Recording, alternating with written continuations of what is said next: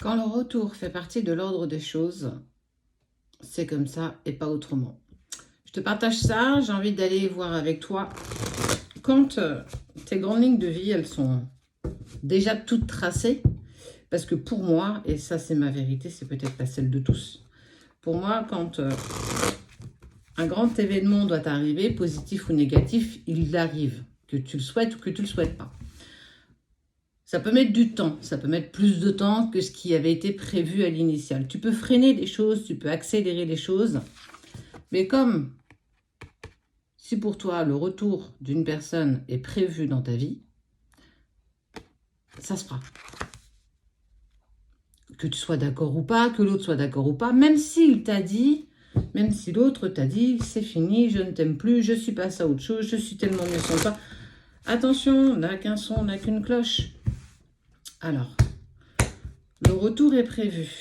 Après une certaine transformation, toi et peut-être l'autre. Toi, c'est aussi, arrête d'être peut-être dans ce côté où tu vois le verre à moitié vide, essaie de le voir à moitié plein. Le désespoir nous pousse à dire et à faire certaines choses qui ne sont pas en accord avec nous et qui ne sont pas en accord avec toi parce que tu as peur de souffrir à nouveau et surtout, tu ne veux pas être dans l'attente. Mais je suis la première à te dire que tu ne dois pas être dans l'attente. On voit qu'il y a une transformation. Malgré le silence n'est qu'une illusion. On voit les épreuves et encore le fait que cette personne soit encore perdue. Elle est perdue, elle ne sait pas dans quelle direction aller, mais c'est pas pour autant qu'on te dit que le retour ne se fera pas. Pas demain, peut-être pas après-demain. Accroche-toi en ce que ton cœur, son cœur aussi, résonne en toi. Tu vas réussir à pardonner. Parce qu'entre-temps, il y a le temps qui va passer et tes sentiments, tes émotions les plus négatives vont forcément s'apaiser. Mais cette période de silence, je le dis et je le répète, il faut absolument que tu en fasses bon escient. Il faut absolument que tu acceptes de te mettre en travail, apaiser ta dépendance affective. Il y a certainement aussi pour ça que la personne de ton cœur, elle est sortie de ta vie. Tu as eu des comportements qui n'étaient pas en adéquation avec votre situation, toi, lui, vous en fait, qui a forcément montré qu'il avait besoin de se mettre en distance et en silence avec toi. Parce que parfois, et tu ne pourras pas me dire le contraire, tu vas trop loin dans ce que tu dis, dans ce que tu fais, mais aussi tu vas faire des hypothèses de choses qui ne sont pas encore arrivées. Tu vas te créer un film catastrophe alors que tu interprètes et arrête d'interpréter. Ça sert à rien l'interprétation. On te demande de vivre ce que tu ressens. Tout ça a forcément un sens. On te dit bien que de toute façon, le retour fait partie de l'ordre des choses. Mais tout va dépendre de toi, de quand, du comment. C'est si tu continues encore à broyer du noir et à ne pas être en accord avec la situation, ça sera 2 fois plus compliqué, 2 fois plus douloureux. Et on voit que tu vacilles, que tu bouscules entre le passé, le présent, le futur. Je me rends compte de ce qu'on a perdu. Ça, c'est sympa, les chiens-chiens. Et on voit qu'il y a une certaine forme d'adversité, de nuit noire de l'âme.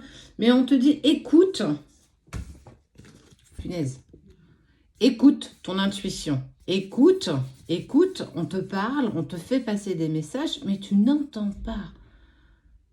Tu as peur de souffrir, tu as peur de d'attendre quelque chose qui n'arrive jamais. Ne sois pas dans cette position d'attente. N'attends pas.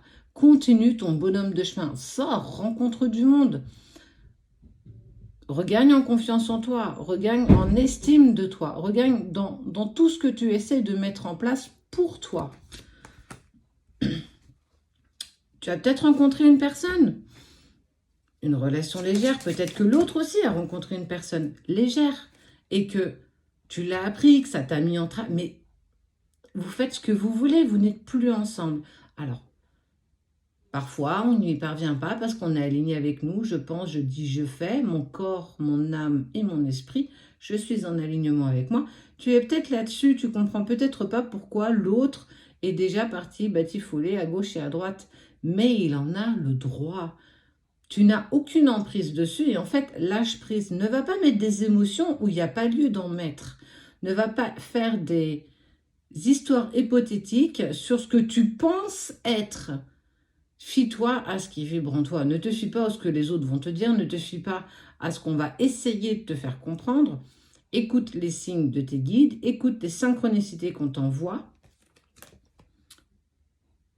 On n'a pas fait le deuil de la relation. On n'a pas fait le deuil de tout ça. On te demande et on te demande toujours et encore d'évoluer. Continue et avance. C'est initiatique, hein?